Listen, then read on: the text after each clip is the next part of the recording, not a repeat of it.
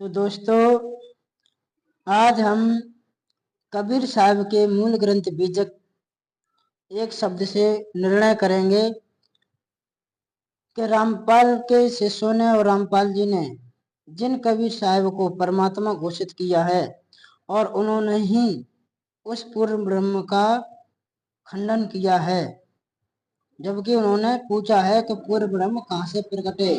रामपाल के शिष्य लोग कहते रहते हैं कि सदगुरु कबीर साहब पूर्ण ब्रह्म है। तो स्वयं सदगुरु कबीर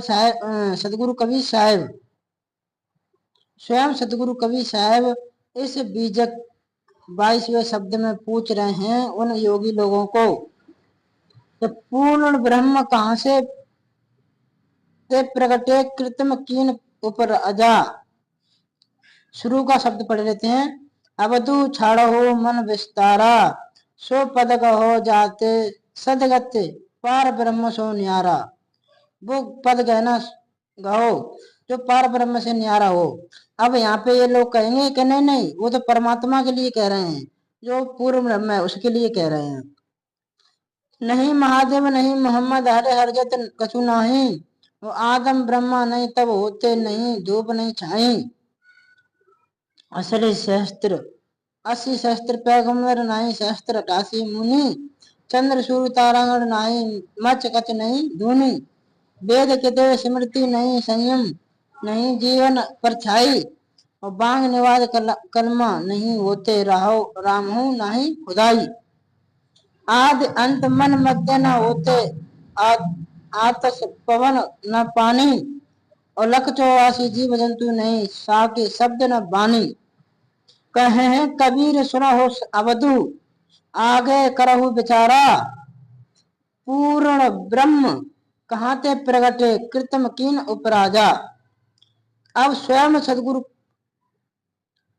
कवि साहब यहाँ पे प्रश्न कर रहे हैं कि पूर्ण ब्रह्म कहाँ से प्रकट हुए, कृतम कीन उपराजा, किसने उनको बनाया, कौन था जो जहां से वो पैदा हुए पूर्ण ब्रह्म। आगे विचार करो। तो अवधू लोग कहते हैं वहां पर जब ये सब कुछ नहीं था तब वो पूर्ण ब्रह्म कहां से प्रकट हुआ। फिर ना ब्रह्मा ना महादेव ना मोहम्मद न आदम न तारागण न सूर्य न चंद्र न किताब न वेद न जीव जंतु न राम न खुदाई। ये राम भी नहीं थे, कुछ भी नहीं था। तब ये पूर्ण ब्रह्म कहां से प्रकट हुए, इसका भेद यथार्थ दो। तो अब यहाँ पे सदगुरु कबीर साहब ही इस प्रश्न को कर रहे हैं। तो इसी बात से रामपाल जी का ज्ञान पूर्ण ब्रह्म कहने वाला कहते हैं वो खंडन हो जाता है, क्योंकि पूर्ण ब्रह्म कह देने से वो शब्द मात्र है, ना कि उसका वास्तविक कोई रूप रंग। जब हमने उसके बारे में जाना नहीं और जिन्होंने समाज को पूरे विश्व को आत्म कल्याण मुक्ति का मार्ग दिखाया, ज्ञान दिया, उन्हीं को उन्होंने अवतार और परमात्मा घोषित कर दिया, पूर्ण ब्रह्म।